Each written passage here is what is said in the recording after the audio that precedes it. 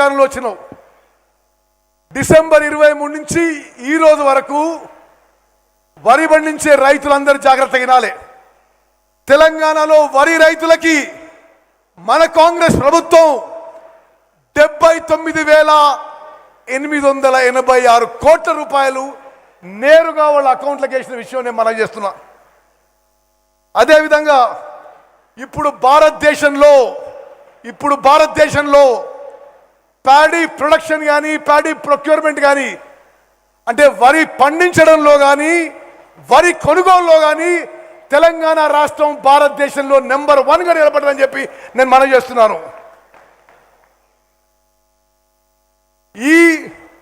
కేవలం ఈ యాసంగి పంటలో 13 లక్షల మంది వరి రైతులకి నేరుగా అకౌంట్లో పైసలు పడ్డాయి. ఇంకో గొప్ప విషయం నల్గొండ రైతులకు చెప్పాలి. భారతదేశంలో తెలంగాణ రాష్ట్రం నెంబర్ 1 అయితే తెలంగాణ రాష్ట్రంలో నల్గొండ జిల్లా ప్యాడీ కొనుగోలులో ఈ యాసంగి పంటలో నెంబర్ 1గా నిలబడదని చెప్పి పనిచేస్తున్నా.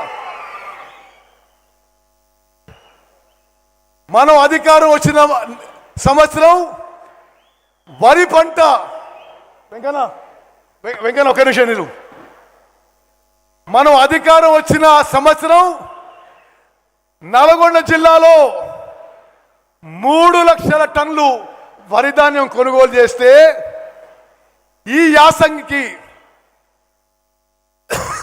అప్పుడు 3 లక్షల టన్నులు కొనుగోలు చేస్తే ఈ యాసంగికి 7,66,000 వరి ధాన్యం కొనుగోలు చేసిండ్రు. ఎవడో వెధవలు ఈ కుప్పల దగ్గర తిరిగి మనని వరి కొనుగోలు విషయంలో బదనాం చేసే ప్రయత్నం నల్గొండ కూడా జరిగిన విషయాన్ని గుర్తు చేస్తున్నా.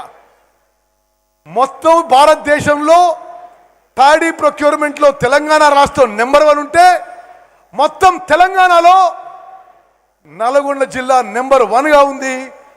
7,66,000 మెట్రిక్ టన్నులు ఏది డివైడెడ్ నల్గొండ స్టేట్లోనే ప్రొక్యూర్ చేయడం జరిగింది. మనం అధికారంలో వచ్చిన సంవత్సరం ఎంఎస్పి కింద యాసంగి పంటకి వరకి 677 కోట్ల రూపాయలు ఇస్తే ఇప్పుడు యాసంగి పంటకి కేవలం నల్గొండ జిల్లాలో 3